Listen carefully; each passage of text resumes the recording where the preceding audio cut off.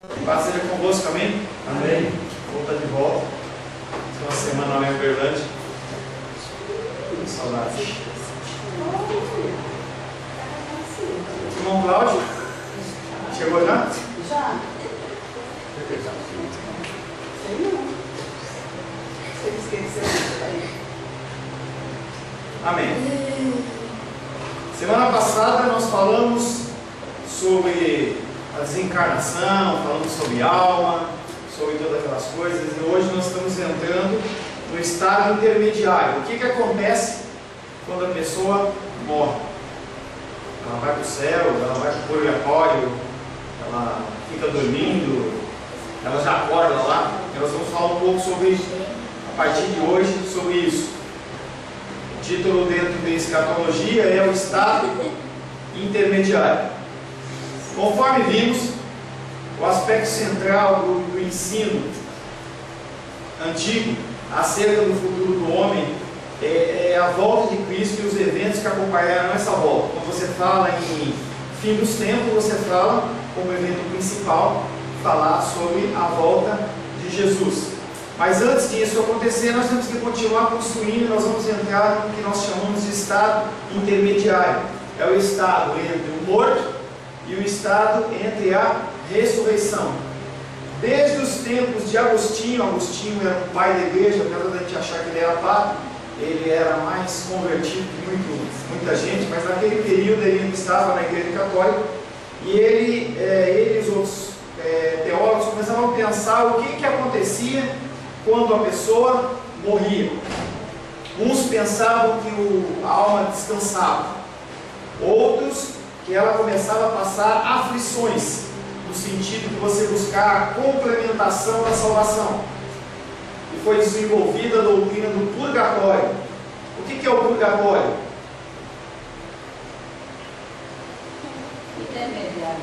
O que é o purgatório?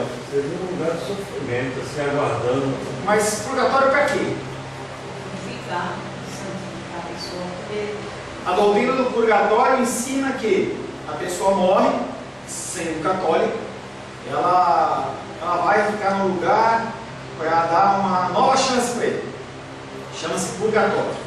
Então a pessoa está lá. Então, se por exemplo a pessoa morreu e é um ente meu e eu gosto muito dela, eu começo a orar. Então, dependendo da quantidade de orações que eu faço, das pessoas que intercedem por mim, missas que são feitas de sétimo dia e outras missas, se você fizer atos cerimoniais, lá no céu a conta vai sendo reduzida, até que no momento ela zera, e aí você pode ir para o céu. E aí a pessoa pode ficar mais no purgatório ou menos no purgatório, mas ela passa pelo purgatório.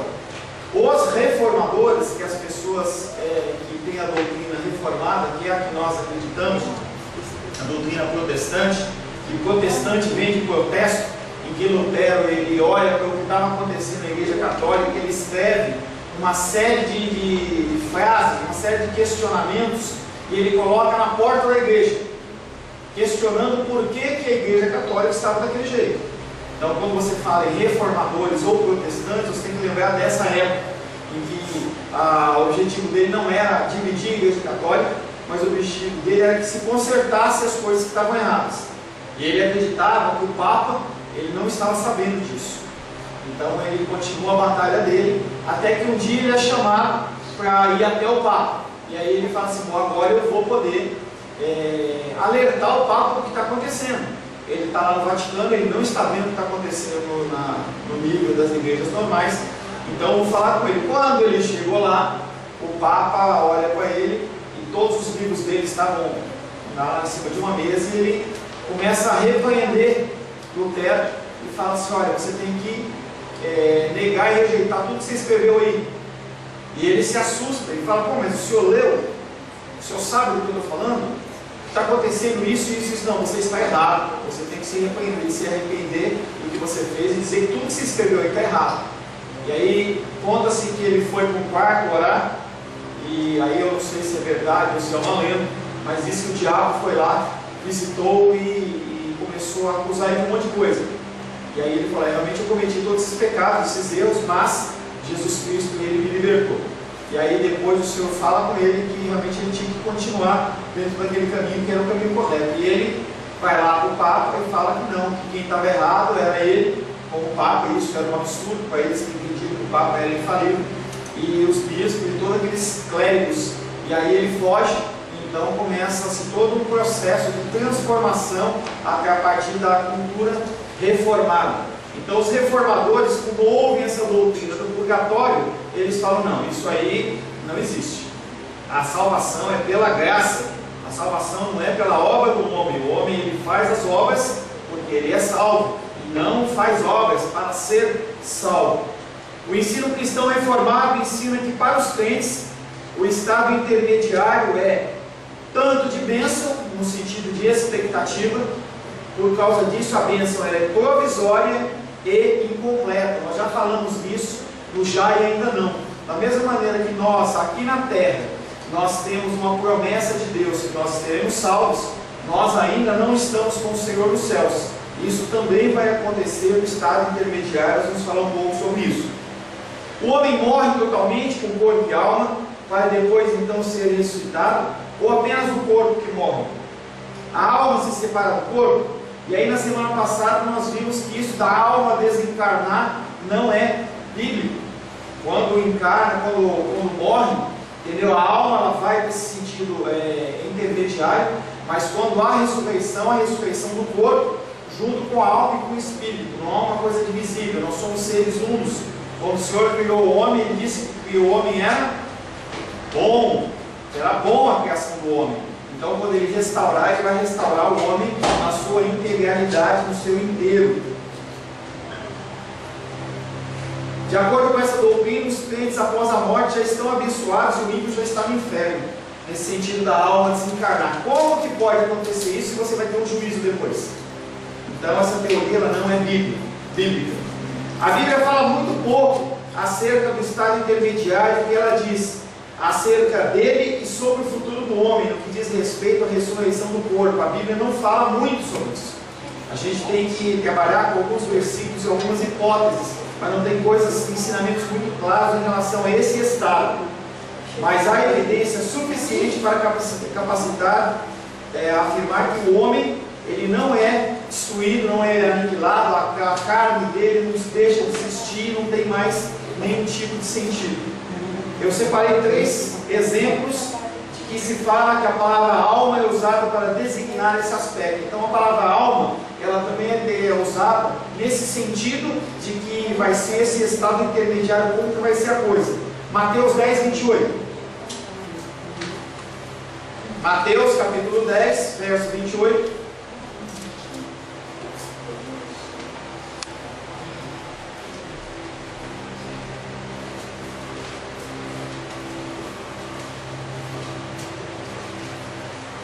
Alguém achou? Não tem mais os que matam o corpo e não pode matar a alma.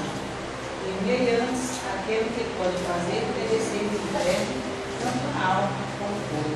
Não tem mais os que matam o corpo e não podem matar a alma. Ou seja, está falando que você não pode até matar o corpo, mas a alma ela não é morta. O que Jesus diz é o seguinte: existe algo seu que aqueles que o mataram não podem tocar. Se alguém te matar fisicamente, ele não pode tocar no sentido da alma. Este algo tem de ser um aspecto do homem que continua a existir após a morte do corpo. Então depois que o corpo morre, continua a existir algo que é denominado alma. Apocalipse 6:9.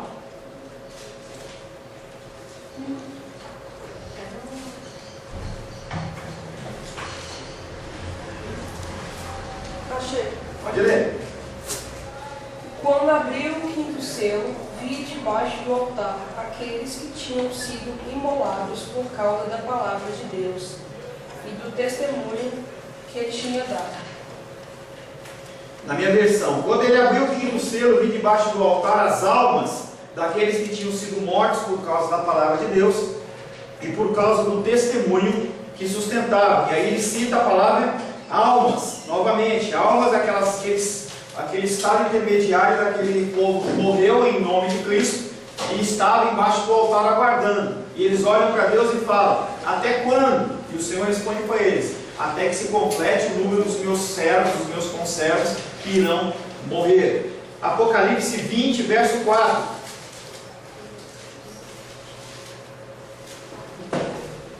Achei. Pode ler? Pode. Vi também tronos, e nestes sentaram-se aqueles aos quais foi dada a autoridade de julgar. Vi ainda as almas dos decapitados por causa do testemunho de Jesus, bem como por causa da palavra de Deus, tanto quantos não adoraram a besta, nem tampouco a sua imagem, e não receberam a marca na fronte e na sua mão, e viveram e reinaram com Cristo durante 1000 anos. Mais uma vez fala de alma no sentido de estado intermediário. Em nenhuma dessas 3 passagens a palavra alma pode se referir a pessoas que ainda estejam vivendo na terra. Então não está falando de pessoas que vivem na terra. A referência é claramente a pessoas que foram assassinadas no nome de Jesus. Então as pessoas que sofreram, foram mortas. A gente vê o que tem acontecido no Oriente Médio, Coreia e todos esses lugares, e as pessoas elas têm sido mortas no nome de Jesus. E ele está falando em relação a isso. A referência é claramente a mártires assassinados. A palavra almas é usada para descrever como aquele aspecto desses mártires que ainda existe após os seus corpos terem sido cruelmente abatidos. Você morreu, você continua existindo, não deixa de existir. Concluímos, portanto, que não é ilegítimo nem antibíblico usar a palavra alma em relação ao estado intermediário. Tem a alma, que é a alma que é referente a mim e a você, e também em relação a esse estado intermediário. Devemos acrescentar que às vezes o Novo Testamento usa outra palavra, usa também espírito. Lucas 23, 46. Lucas capítulo 23, verso 46. E aí a palavra espírito ela vai ser usada no mesmo sentido de alma, em relação a esse estado intermediário. Achei, pastor. Pode? É Jesus, e Jesus deu um forte grito: Pai, em tuas mãos entrego o meu espírito. Dizendo isto, expirou. Então ele está falando sobre esse estado intermediário, porque conforme ele sabe pelo credo apostólico, que Jesus Cristo ele morreu, e antes ele desceu à mansão dos mortos, tomou a chave do inferno, da morte, e depois que ele ressuscitou. Então quando fala entrega o meu espírito, está falando nesse estado intermediário. Atos 7:59. Mesma coisa. Cadê sua Bíblia, Aninha?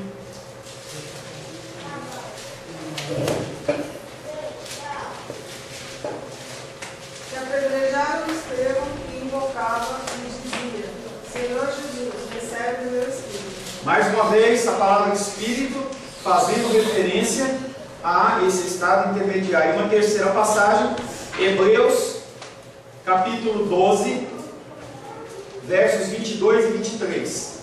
Hebreus, capítulo 12, versos 22 e 23.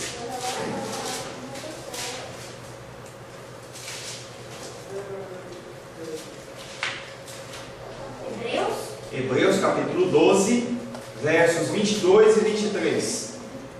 Pode ler? Pode.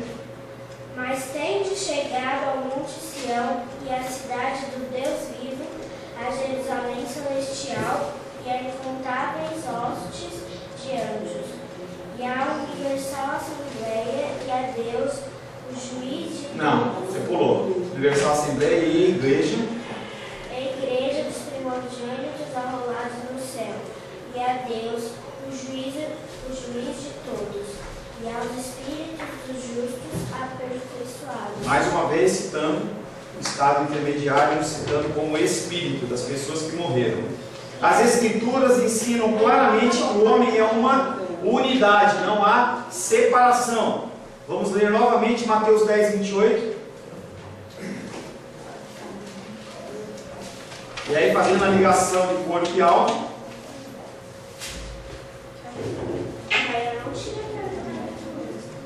Mateus 10, 28. Não tenhais tenhais medo daqueles que matam o corpo, mas são incapazes de matar a alma. Pelo contrário, temei aquele que pode destruir a alma e o corpo no inferno. E aí está falando sobre corpo e alma como ser único. Você não divide, não tem como separar corpo e alma. Mesmo exemplo agora com corpo e espírito. 1 Coríntios 7,34.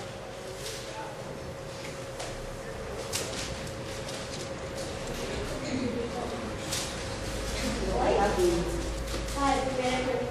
7,34. Ele esqueceu? O relógio dele está morado de uma pessoa. Acho que ele não tem horário de verão. Aí ele acabou de ligar. Já começou? Tu pode andar. 1 Coríntios 7,34. Sua Bíblia tem, não? Vamos, gente. E assim está dividido também a mulher, tanto a viúva como a virgem. Cuida das coisas do Senhor para ser santa, assim no corpo como no espírito. Aqui se casou, porém se preocupa com as coisas do mundo, de como agradar ao marido. Assim no corpo como no espírito. De uma mesma maneira faz uma referência agora a corpo e espírito. Tanto corpo e alma como corpo e espírito é a mesma coisa e não pode ser separado. O homem só é completo nessa espécie de unidade. Porém a morte faz surgir uma separação temporária entre corpo e alma. Uma vez que o Novo Testamento ocasionalmente realmente fala de almas ou dos espíritos, como nós já lemos nesses textos, dos homens como ainda existindo durante o tempo entre a morte e a ressurreição, nós também podemos fazer. Então nós temos que falar, resumindo, que corpo e alma não se separam, é a mesma coisa que corpo e espírito que não se separam. Não há o desencarnar da alma, há um tempo intermediário entre a sua morte física e a sua ressurreição na glória. Amém? Pastor, Fale, querido. só um comentário para a gente esclarecer aqui. Faça. Não, professor, esclarecer. Para eu esclarecer. Os mortos nada sabem, né? Eclesiastes 9:5. Nada sabem. Então, Aí tem que ver o texto inteiro, tá? A gente as vai ensinar. pessoas acham que quando o morto ele foi vítima de homicídio, aí acumula o ódio, a inveja, o desespero dele, mas aqui ele fica sem memória, no esquecimento, não é isso? Eu acredito nisso não. E aí esse texto não está dizendo isso. Tem que ver o que é que o texto está dizendo, mas tem que ler o contexto inteiro. Tá? Nós vamos chegar nisso. Tem pessoas que acreditam que depois que você morre, você não lembra de mais nada. Tem pessoas que acreditam que depois que você morre, você vai passar pelo julgamento e aí você não lembra de mais nada. Eu também não acredito nisso. E aí o que eu entendo, e nós vamos entrar nesse estudo, é que dentro do que eu acredito, você morre, tem duas condições. Tem o morto que é salvo e o não salvo. O que é salvo, ele vai passar por um juízo, e aí a mente dele, o corpo dele, ele vira um corpo incorruptível, há uma transformação, e aí você vai ter a mente de Deus. Então o juízo de Deus vai ser um juízo em que você vai entender espiritualmente, com a mente e o coração de Deus, que todas as pessoas que hoje, ou naquele momento, estão no inferno, mesmo seus entes queridos, não vai gerar tristeza no teu coração. Então eu vou saber que Sebastião é Sebastião, eu vou saber que Maria dos Reis é Maria dos Reis, a gente vai ter comunhão lá, mas não vai ter a tristeza das pessoas que ficaram, as pessoas que não foram salvas, porque senão a vida ali vai ser pior do que o inferno, tá? Então eu entendo que nós vamos ter comunhão, nós vamos poder conversar das coisas que aconteceram e nós vamos se conhecer. Baseado nisso, eu puxo para o versículo que Jesus Cristo está sendo questionado pelos fariseus. Os fariseus olham para ele e falam assim: Jesus, se morrer, falei isso na semana passada, uma mulher é casada com um homem e morre o seu marido, aí o filho mais velho é obrigado a casar, era uma lei que tinha que casar para não desamparar a viúva. E aí acontece isso, e morre, casa outro, e os 7 filhos casaram e morreram. Na glória, ela vai ser esposa de quem? E aí Jesus Cristo fala: você não entende o que está acontecendo. Naquele lugar ninguém vai casar nem se dar em casamento. Não vai ser esse tipo de coisa, mas as pessoas elas vão se conhecer. Então está falando sobre falta de conhecimento. Tá? Então, em relação a esse texto, teria que ver realmente qual o contexto que está sendo falado. Não pode puxar um versículo isolado, que pode te dar uma série de interpretações que não são verdadeiras. Tá bom? Depois a gente deve voltar a isso. Tá bom, Seba? Mais ou menos não esclareceu, mas por enquanto a resposta que eu tenho para você é essa. Depois você me lembra, a gente está estudando esse texto para ver o que significa ele. Tá? O homem só é completo nessa espécie de unidade, porém a morte faz surgir uma separação temporária entre o corpo e a alma. Nós já falamos isso, entendendo que esse negócio de alma desencarnada, a gente volta a falar, ele vem no pensamento grego. Os gregos entendiam que era assim, não é o caso nosso. Mas o que a Bíblia ensina a respeito da condição do homem entre a morte e a ressurreição? Comecemos pelo Antigo Testamento. De acordo com o Antigo Testamento, a existência humana não acaba na morte. Beleza, tá? E aí é denominado um nome que chama-se Sheol. Gênesis 37 e 35. Esse Sheol é chamado também como Reino dos Mortos. Ele pode ser traduzido como sepultura, pode ser traduzido como cova ou o mesmo ato de morrer. Gênesis 37 e 35. Todos os filhos e filhas vinham consolá-lo, mas ele recusava qualquer consolo, dizendo: em prantos descerei até meu filho, no reino dos mortos. Assim o chorava o pai. No caso, ele fala reino dos mortos, que é a palavra grega, a palavra hebraica chama Sheol, reino dos mortos. Essa passagem, ela fala daquele período que Benjamim, ele estava naquele negócio de José lá, e José fala assim: ó, traz Benjamim para mim. E aí os irmãos voltam, e aí Jacó olha para ele e fala assim: se esse menino for e morrer como morreu o meu José, eu vou descer para a morte, porque o meu coração ele vai ficar totalmente desolado. Mais um texto, Gênesis 42, 38.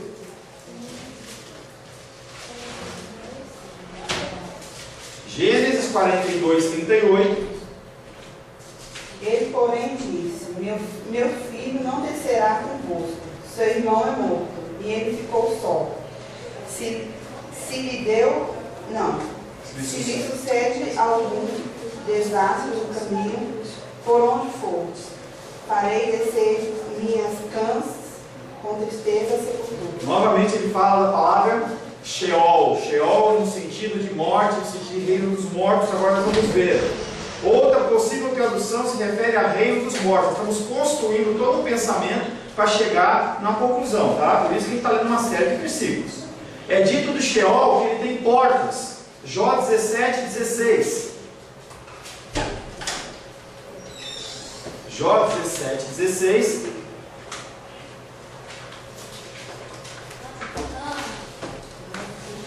Tudo o que é meu descerá ao mais profundo abismo, mas então no pó haverá descanso para mim.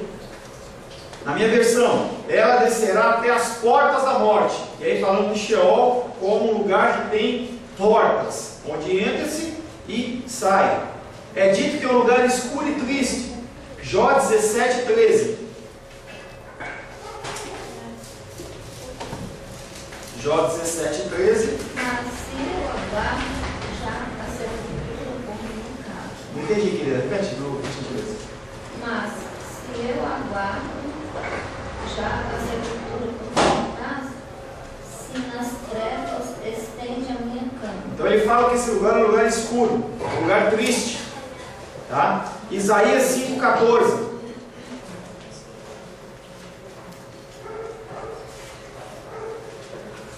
Isaías 5,14. Não vai ler hoje não, Bê? Hã? Por isso a morada dos mortos abre suas portas, alarga a boca desmetida, as figuras ilustres, e a multidão do povo para lá vão descendo em algazarra e folia. Em Reino dos Mortos também diz que tem um apetite insaciável, está sempre com a boca aberta. Quando consideramos Sheol desse modo, temos que lembrar que tanto o piedoso, tanto salvo como não salvo, ele desce a esse Sheol. Mas tem diferença? É o mesmo lugar? Salmo 141, 7. Mais uma tradução para Sheol. Salmos 141, 7. Vai lá ver. Você hoje, agora. o quê? Salmo 141, verso 7. É a B? 141, 7? É. Como a terra que se fende e se abre, seus ossos foram espalhados na porta do abismo. Na minha versão, ainda que sejam espalhados meus ossos, a boca da sepultura, quando se lava e sulca a terra. E ele fala também como sepulcro. Então Sheol pode ser morte, ato de morrer, sepultura, cova, reino dos mortos. Sheol não é o lugar da punição eterna. Isso é a primeira coisa que você tem que entender. Quando desce, não é o lugar da punição eterna. Mas já no Antigo Testamento começa a aparecer que o destino daquele que é salvo, para aquele destino daquele que não é salvo é diferente. Ainda bem, né?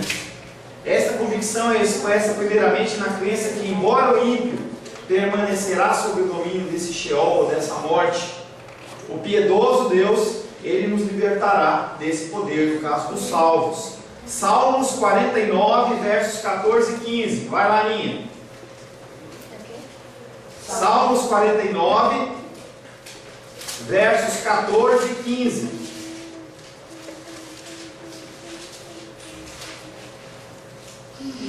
Salmos o quê? 49. Está... Não. Essa versão de celular é horrível, gente. É o quê? Salmos 49, Ah, versos 14 e 15. Olha lá.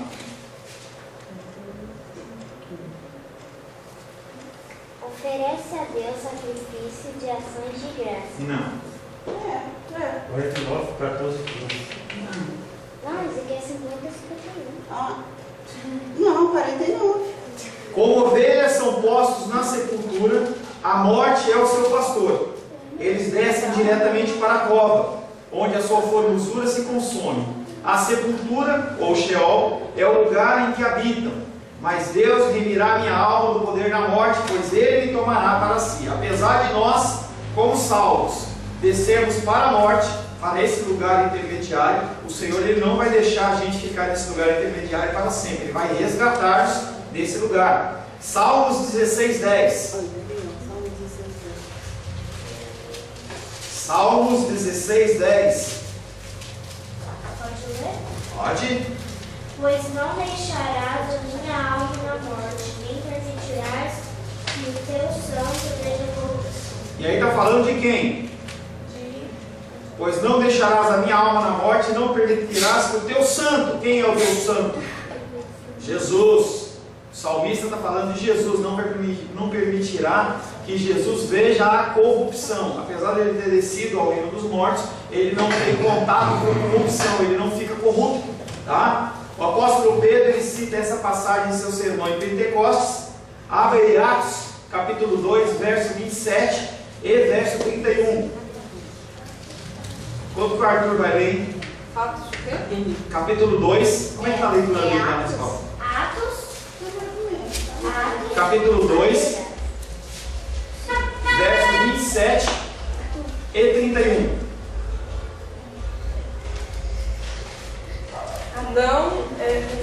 Não abandonarás minha alma no reino da morte, nem deixarás o teu santo conhecer a decomposição.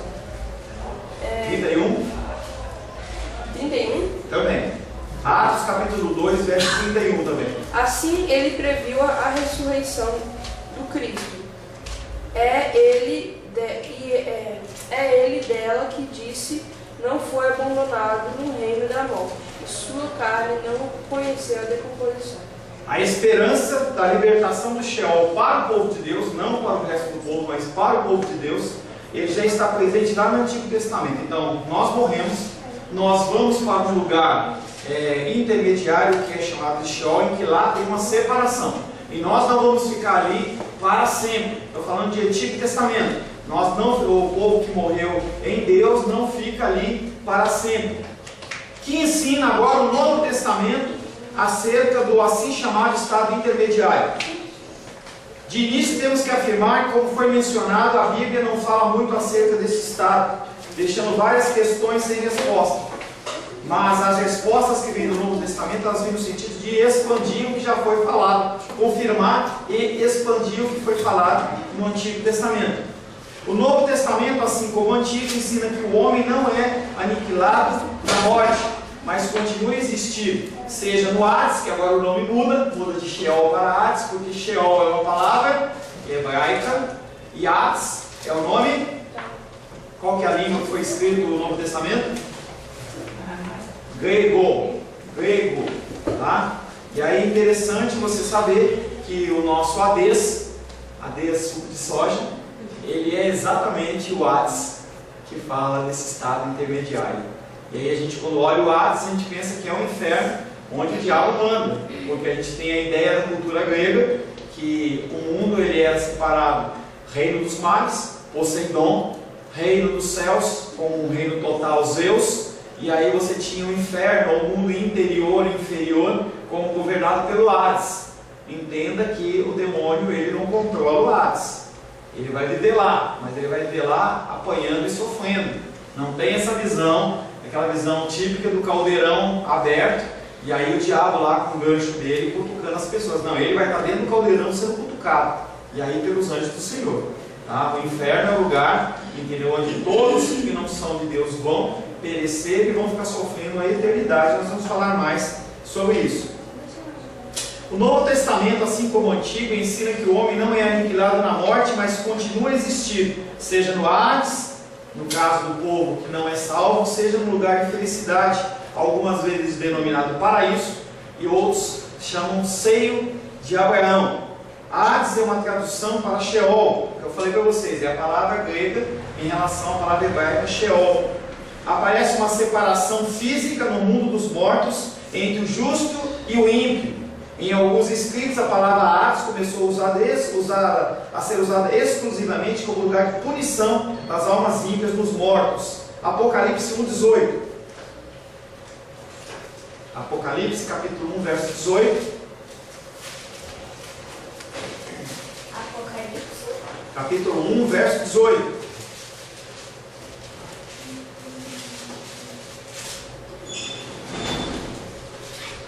E aquele que vive estiver morto, mas eis que estou vivo pelos séculos dos séculos e tenho a chave da morte e do inferno. Tá, novamente ele faz uma comparação com o Sheol, que é um lugar que tem portas.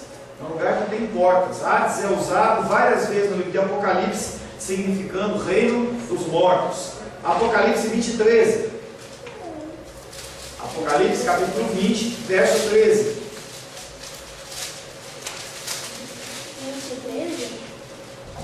20:13. Deu o mar os mortos que nele estavam. A morte e o além entregaram os mortos que neles haviam, e foram julgados um por um, segundo as suas obras. Deu o mar os mortos que nele estavam. A morte, nessa versão, é além, mas também você pode também falar como Hades, ou reino dos mortos. Entregaram os mortos que nele havia, e foram julgados um por um, segundo as suas obras. E aí esse julgamento é um julgamento de quem? Dos salvos ou dos não salvos? Quem que vai ser julgado segundo as suas obras? Os salvos. Os que não são salvos não vão ser julgados pelas suas obras, eles já estão condenados. O julgamento deles vai ser o julgamento porque eles não aceitaram Jesus Cristo como seu Senhor e Salvador. Esse julgamento é o meu julgamento e o seu julgamento. Nós vamos passar por um julgamento das obras. Então, quando nós morrermos, vai haver um tempo que nós vamos, desde o menor até o maior, nós vamos nos encontrar perante o Senhor, e o Senhor vai falar assim: bom, você é salvo, mas o que você fez com a sua vida? O que você fez com o seu tempo? Você gastou com o quê? Entendeu? Hoje nós estamos em carnaval já, praticamente carnaval, e muitos cristãos, eles estão aí normal, estão pulando carnaval, não tem nenhum problema, eles entendem que não tem problema nenhum. E essa semana que passou, que a Rosane me falou que eu fiz a mesma coisa no passado, eu postei uma mensagem, uma foto assim: você que é cristão e está indo pular carnaval, não esqueça de pegar a sua máscara na igreja. E aí tinha uma figura de um rosto, no interior de um homem com uma máscara. E algumas pessoas falaram, é isso mesmo. E outros ficaram constrangidos. Falaram, pastor, por que você fala isso, né? Qual o problema? E aí você tem que entender que carnaval quer dizer festa da carne, ou seja, a carne ela é totalmente liberada. E aí a palavra de Deus diz que nós temos uma briga, uma luta entre a nossa carne, que é o que o nosso corpo quer fazer, o nosso desejo de ficar dormindo, de fazer as coisas erradas, e a luta com o Espírito, que o Espírito quer que a gente faça as coisas de uma maneira correta, conforme a palavra de Deus. Então quando você fala assim, festa da carne, você está falando de uma liberação da carne. Uma curiosidade para você, para alguns eu já falei, se você não sabe, nos centros de macumba, não abre no carnaval. Porque na verdade os demônios e os espíritos eles estão liberados para agir nas ruas, eles estão abertos, liberados para agir à vontade. Então é um tempo de muita bagunça espiritual. A gente vê que depois de 9 meses, muitas mulheres grávidas, muitas crianças entendeu, nascem aí sem pai, sem mãe, uma bagunça total e completa. Vidas destruídas por causa da carne. E muitos cristãos não veem nenhum problema disso. Nós viemos lá de Uberlândia, e eu vim lá de Uberlândia e eu estava falando com dos alunos lá, que eu fui dar um curso lá, e ele falava para mim assim que ele estava triste, porque o pastor dele, ele montou um bloco carnavalesco, ele foi convidado, entendeu? E aí o pastor dele montou um bloco carnavalesco cristão para ir. E aí a gente vai procurar referências na palavra de Deus, em que Jesus Cristo ele fazia esse tipo de coisa para chegar nas pessoas que não conhecem, você não encontra. Jesus Cristo ele almoçava com os pecadores, ele cuidava das pessoas que não conheciam, ele dizia que ele tinha vindo para os doentes e não para os sãos, mas em nenhum momento a gente vê Jesus Cristo participando de festas pagãs ou de rituais pagãos, apenas para que pudesse alcançar as vidas. Tá? Eu ia preparar alguma coisa em relação a carnaval, mas o ideal era que eu tivesse falado semana passada.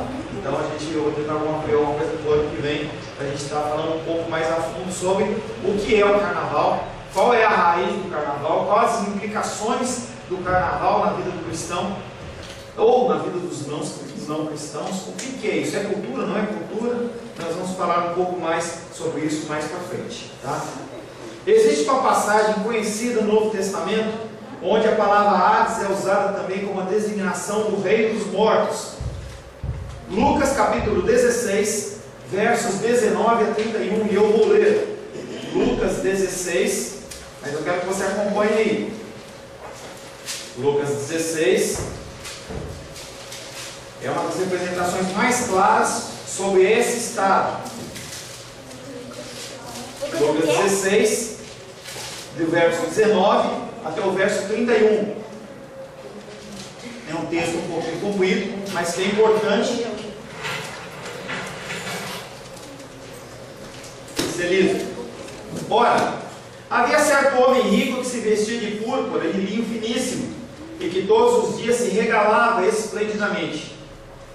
Havia também certo mendigo chamado Lázaro, coberto de chagas, que jazia à porta daquele, e desejava alimentar-se das migalhas que caíam da mesa do rico, e até os cães vinham lamber-lhe as úlceras ou feridas. Aconteceu morrer o mendigo e ser levado pelos anjos para o seio de Abraão. Morreu também o rico e foi sepultado. No inferno, estando em tormentos, levantou os olhos e viu ao longe a Abraão e Lázaro no seu seio. Então, clamando, disse: Pai Abraão, tem misericórdia de mim, e manda Lázaro que molhe em água a ponta do dedo e me refresque a língua, porque estou atormentado nessa chama. Disse, porém, Abraão: Filho, lembra-te de que recebeste os teus bens em sua vida, e Lázaro igualmente os males. Agora, porém, aqui ele está consolado, tu em tormentos. Ele, além de tudo, está posto um grande abismo entre vós, de sorte que os que querem passar daqui para vós, outros não podem, nem os de lá passar para nós. Então replicou: Pai, eu te imploro que o mandes à minha casa paterna, porque tenho 5 irmãos, para que lhes dê testemunho, a fim de não virem também para esse lugar de tormento. Respondeu Abraão: Eles têm Moisés e os profetas, ouçam-nos. Mas ele insistiu: não, pai Abraão, se alguém dentre os mortos for ter com eles, arrepender-se-ão. Abraão, porém, respondeu: se não ouvem a Moisés e aos profetas, tampouco se deixarão persuadir, ainda que ressuscite alguém dentre os mortos. Aí ele faz uma separação bem clara. Não é dito que Lázaro tenha entrado no Hades quando morreu. E aí Lázaro ele não entra no Hades, ele entra no seio de Abraão, que é um lugar de tranquilidade, de aguardo. E lá também tem a figura de Abraão. E aí todo esse diálogo que tem não é do rico, que não é porque ele foi rico, não é porque ele era rico que ele foi para o inferno. Ele tinha uma série de problemas que ele não foi descrito aqui. E aí o rico começa a conversar com Abraão e fala: Abraão, pede para Lázaro molhar o dedo dele e se refrescar minha boca. Pede para alguém ir lá avisar. Pede, ressuscita alguém aí e pede para ir lá falar, porque esse povo não pode vir para esse mesmo lugar. Então, desde o início, nós vemos essa separação em que quando você morre, se você é ímpio, você já começa a sofrer. Você vai para esse lugar que é chamado de inferno, mas não é o lugar final. Nós vamos ver que tem um outro nome depois, que ali a coisa realmente vai pegar. Mas já tem sofrimento para esse povo já naquela época. E aí o que não é o salvo, ele está num lugar diferente. No meio deles um grande abismo. Tá? Então há diferença entre aquele que é salvo e aquele que não é salvo. Conforme indicado acima, essa mudança no significado de Hades é paralela a uma mudança similar, como a gente vê nos textos judaicos da época. Então eles tinham primeiro no sentido que era só o Sheol, depois começa a ter o entendimento que tem o Sheol e o seio de Abraão, que é uma divisão. Perguntas? Alguma dúvida? Não, então, se você morrer, você vai para onde? Eu vou sair Abraão, eu acho isso. Pastor, então, no caso dos católicos, eles não têm essa visão, né? O entendimento, sim. Salvos e não salvos. Aí todo mundo vai para os católicos. Os que estão salvos, estão salvos. Mas eu digo para os católicos. Os católicos estão porque salvos. Para eles, todo mundo que morre vai para o purgatório. Não, só vai para o purgatório as pessoas que têm algum problema, ou têm algum pecado, ou não se batizaram, ou não cumpriu algum dos rituais. Tem uma série de rituais. Você tem que ser batizado, e aí depois de batizado você tem que ser crismado, ou ter um casamento que não foi usado, não foi batizado, não foi usado como sacramento. Tem algum problema, porque o purgatório é uma purificação do pecado, e eles entendem que se a pessoa foi batizada e ela não recebeu, por exemplo, a extrema-unção, se não recebeu a extrema-unção, que é no final da morte, o cara está morrendo, aí chama o padre correndo. Aí o padre chega para você e começa a falar para você, e ele faz uma oração lá, e unge sua testa, unge seu peito lá, e aí a partir daquele momento você está liberado. Essa pessoa não vai para o purgatório porque ela já teve os pecados dela totalmente absolvidos, através da oração do sacerdote. Há esse entendimento, entendeu? O sacerdote tem essa autoridade. Então você pega, e aí eu tenho. Isso acontecia também na Idade Média, que foi um dos motivos da reforma, das pessoas que começaram a levantar a reforma. Lutero ou Calvino, eu não lembro, acho que foi Lutero. Ele encontrou um amigo dele que... Ah, senhor querido. Ele encontrou um amigo dele e aí falou assim para ele, falou: poxa, você tem que se converter. Você tem que parar com essa vida que você tem de bagunça. E ele vinha de uma noitada, ele falou: não, já está tudo certo. Aí ele falou: como está tudo certo? Não, eu passei ali na igreja, e aí eu falei com o padre, e o padre ele me deu um documento que era uma absolvição dos pecados, e não foi só os que eu fiz não, é só os que eu vou fazer também. O documento dele estava escrito assim: se você fizer, gente, presta atenção aqui, se você vier aqui e der uma oferta assim, assim, assado, você compra uma coisa que chama indulgência, eu vou preencher um documento timbrado da Igreja Católica, assina embaixo dizendo: fulano de tal está perdoado de todos os pecados que ele cometeu e também os que ele vai cometer, pela oferta que ele deu. E ele mostrou para o Lutero, ou para o Calvino, não me lembro, mostrou para o sacerdote, e ele falou assim: não, isso não existe, como é que você já está aí no negócio? Não, eu posso pegar à vontade, porque já está liberado. Então é o entendimento que eles tinham. Tá? Para esse povo, merece, tem que ter o purgatório. Na verdade, esse povo não é nem purgatório, né?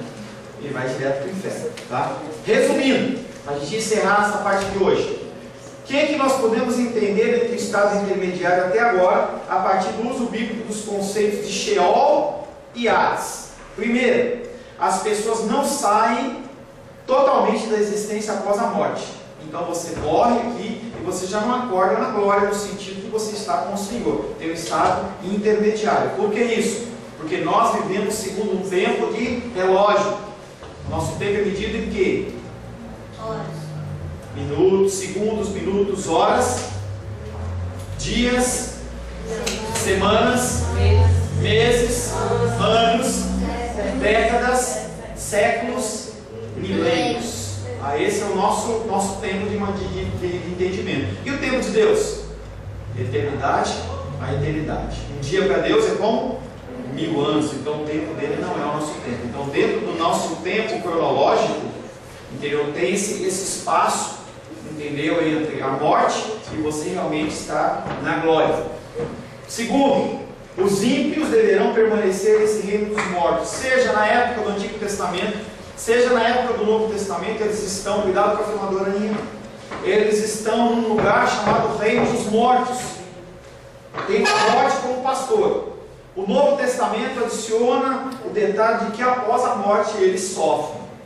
Tá? Eles sofrem. E em relação ao povo de Deus, sabendo que Cristo não foi abandonado no reino dos mortos, e aí tem sempre um questionamento: quem ressuscitou Jesus Cristo? Foi Ele mesmo? Não. Quem ressuscitou Jesus Cristo foi o próprio Deus através do Espírito Santo. Lembra que Ele era Deus, mas Ele se despojou da sua glória e da sua majestade. Quem ressuscitou Jesus Cristo depois da morte foi Deus através do Espírito Santo. Então, da mesma maneira que Ele não foi abandonado, nós lemos naquele salmo que o santo não ficará abandonado na corrupção. A mesma coisa foi com Jesus Cristo. Novamente, o Novo Testamento leva essa esperança a um passo adiante, ao sugerir que após a morte, os justos, as pessoas que são salvas, serão confortadas. Lucas 16, 25 diz, novamente, nós já lemos esse texto: disse, porém, a Abraão, filho, lembra-te que recebeste os teus bens da sua vida, e Lázaro igualmente os males, aqui, porém, ele está consolado e tu em tormentos. Então, as pessoas que hoje vivem segundo a carne, segundo a vontade, é o tempo deles de ser feliz. Tá? Então, hoje você passa por dificuldades, passa por sofrimentos, é humilhado, tem uma série de dificuldades, e no tempo do Senhor, talvez aqui ainda na terra, mas com certeza no tempo do Senhor você vai ser honrado. Em cada caso, percebemos que o Novo Testamento, ele não só cumpre o Antigo Testamento, como ele também aumenta, como foi Jesus Cristo. Jesus Cristo, ele não veio para cancelar o Antigo Testamento, mas ele veio para cumprir o Novo Testamento, o Antigo Testamento, e além disso, aumentar um pouco mais. Amém, queridos? Alguma pergunta? Nós estamos construindo a ideia para a gente poder falar sobre o estado intermediário no seu completo. Amém? Pastor. Fala, minha querida. Pode deixar ela perguntar. Qual é a pergunta? Não, quero perguntar se Não, quero ver, a pergunta é sua. Não, qual é a sua pergunta? Não, é porque assim, tudo é através do Espírito Santo, né? Mas Sim. fiquei na dúvida se Deus faz a mesma. Isso é um questionamento complicado, tá? Porque ele é espírito e aqui é terra. Então há algumas possibilidades, mas são bem complexas. A verdade que se levanta é: quem aparece aqui na terra como Deus é Jesus Cristo. Mesmo no Antigo Testamento, quando aparece alguém interagindo com os seres humanos, é a figura de Cristo e não a figura de Deus Pai. Tá? A palavra de Deus diz que Ele está sentado no seu trono, e os querubins e os anjos eles ficam à volta falando: Santo, Santo é o Senhor dos Exércitos. Então, o entendimento de que Deus desceu aqui na terra e até olhou e interagiu com os seres humanos, ela não é bíblica, porque a palavra de Deus diz que ninguém viu ao Senhor. Moisés, quando ele pede para ver a glória do Senhor, lá em Êxodo, ele fala assim: olha, eu vou mostrar toda a minha bondade, eu vou colocar você numa fenda da rocha, vou cobrir você com a mão, e quando eu passar por você, você vai ver apenas as minhas costas. E foi o único caso em que realmente houve um tipo de interação dessa, foi entre Deus e Moisés, e nunca ninguém viu o rosto do Senhor, e e viveu. A palavra de Deus diz assim. Então eu entendo que Deus nunca desceu na terra para interagir, no sentido de interagir com os seres humanos. Ele, como onipresente, ele está aqui hoje, entendeu? Mas como ser mesmo de descer, é complicado. Por isso que eu tenho dificuldade em músicas que cantam: eu vejo a glória do Senhor hoje aqui. Se nem Moisés, que era amigo de Deus, ele via a glória de Deus, como é que eu posso ver a glória de Deus aqui? Não tem como você ver a glória de Deus no âmbito natural. Amém? Dá vontade de ficar um pouquinho? Não? Tá bom, né? Uma semana tá bom, né? Fica aí, já é.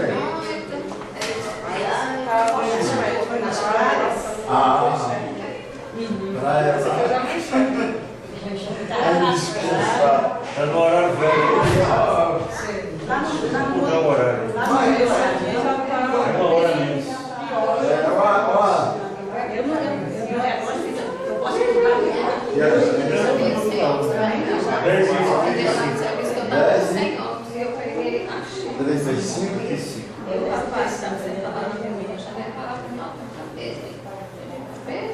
Aí, rapaz, eu tinha 25 para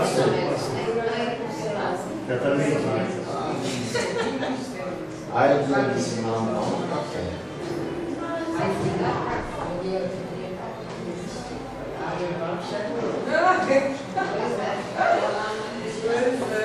É muito sucesso.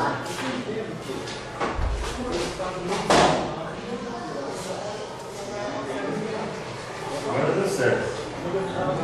Estava assim, fazendo assim, na casa.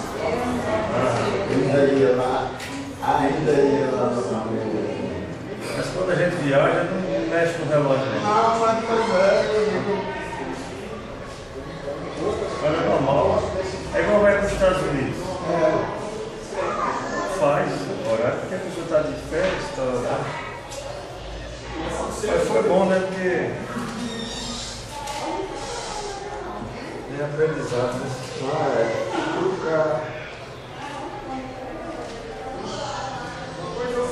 Oi.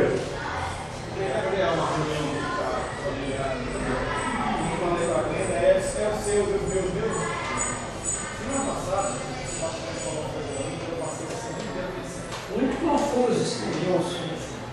Não, eu não acompanhei direito, não. Você falou muito rápido para Não, isso não, para ser um negócio intermediário aí, que eu não sei mais o que é. Eu só que chegar no meio para chegar para poder trazer. Pegar aquilo tudo e tirar esse intermédio de raiz. isso aí, ó. Isso aí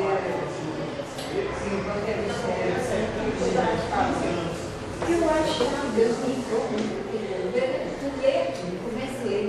Não, não brincou não, fica prestando atenção. Você brincou só sobre Moisés. Não, Moisés não. Brincou com o faraó. Porque entendeu que aquele povo sofreu na casa. Todo tipo de casa. Deus não sabe. Aí eles falavam assim que depois Deus endureceu o coração, mas depois no final de tudo isso ele fez para mostrar o poder dele. Mas endureceu o coração, ele falava assim, mas eu vou e vocês podem ir embora. Eu já falei que vou, vai. Fique com raiva. Eu acho assim, que ele não sofreu não. É o povo, não era só faraó. Se fosse faraó sozinho.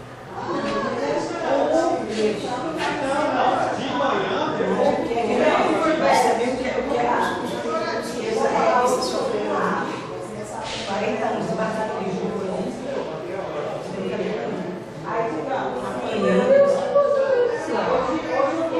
Não, eles foram ali no dia menino. O pessoal de José foi lá, aí foi o povo de José.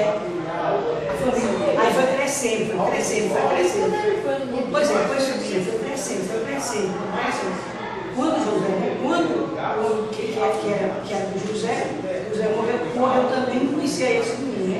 Aí Deus veio o libertador, que foi libertar, que estava clamando, e já Moisés já nasceu para ser a libertador do pessoal do Egito, que é o pessoal que foi de Jacó para lá. E o pessoal que vestiu sua família, que nunca viu.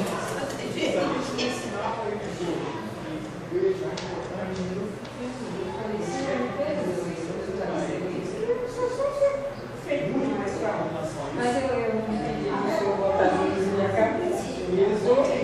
Agora eu estou te perguntando, meu juízo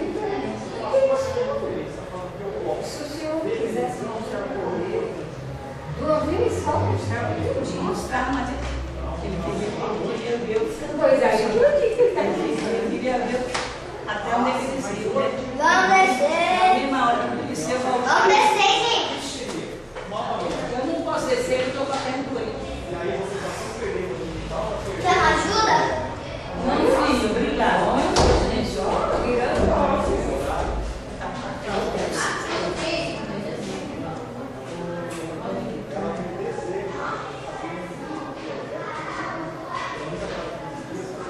eu medite, cheio de sangue. É bom a gente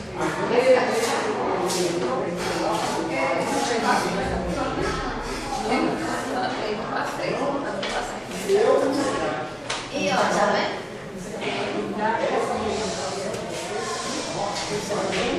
falei que tinha atrasada e eu sempre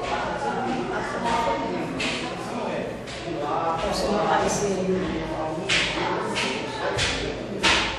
Aí, não atendeu porque o negocinho de chefão, Você achou que eu tomava café? Domingo passado? Eu esqueci meu material. Não vou dar aula sem material. Das crianças. não, você acabou, eu estou esquecendo a Bíblia na igreja, por isso que Não, mas ó, como é que eu vou dar aula sem o livro por eles? E aí, Camila? Tudo bom? Esse vai no seu salão? Foi lá do lado, porque ela estava fechada. Não, mas sua mãe falou, eu não entendi onde é esse lugar. É do lado. como é que chama? Tá lá do lado. É um negócio que tem mais coisas de computador. Acho que é Tem coisas de casa. Não, porque um é de computador e o do lado é de coisa de casa. Foi desse lado. Esse mesmo. eu pensei que era que tinha uma loja, né? Não, pelo que ela explicou, era numa outra quadra aí. É nesse mesmo. Até ela ficou falando as cores que ela escreveu, mas é as mesmas cores que tem lá no que eu fui. Porque lá tem muita coisinha de casa, assim, esse negócio. Só tem coisa quebrada lá. Nossa, isso é tudo quebrado. Aí eu comprei. A loja, só de coisa quebrada. Chamou o Sadão.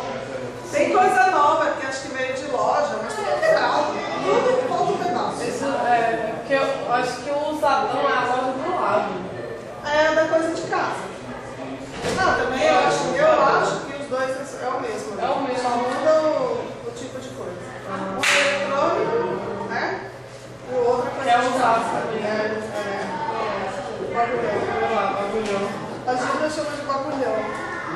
E aquele que tem lá do lado, que aí tem um monte de coisas perto da rua? Assim, Uma esquina que tem as coisas na rua. aquilo pode pegar ou compra, né? Aí eu vou lá hoje. Não, eu já fui lá. Ele vende. Eu queria aqueles ferrar, tipo assim, pra fazer estrutura pra fazer mesa. Ah, então, isso você acha?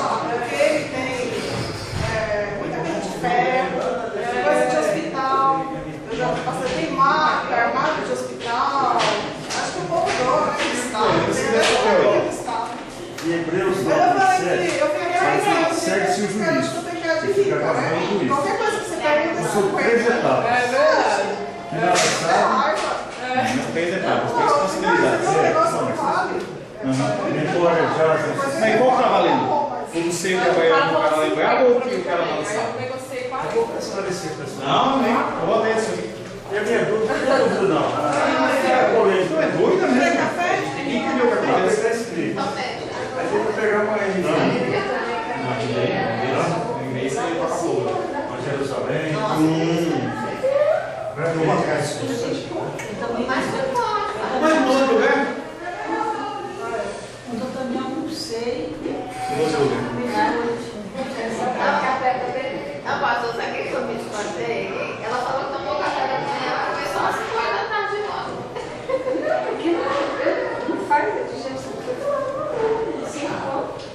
É que nem camelo. É que nem camelo.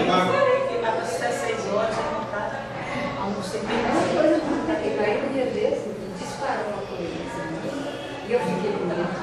E se eu não comesse, deve machucar, eu estava sentindo amargo. Aí eu vi lá e toda hora que eu estava com fome, se eu não comesse, já ia machucar. Eu comecei, passei uns 3 dias desse jeito. Falei, meu Deus, vou virar um balão. Mas daí, do noite nada, tomei contato com o estado normal, que é isso. Vive na luz. Esse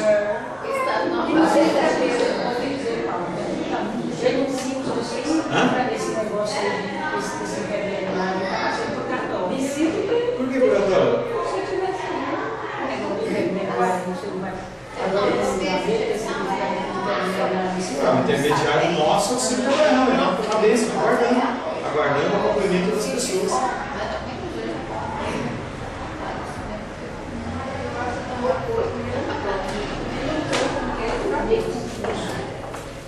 Vai se desconfusar.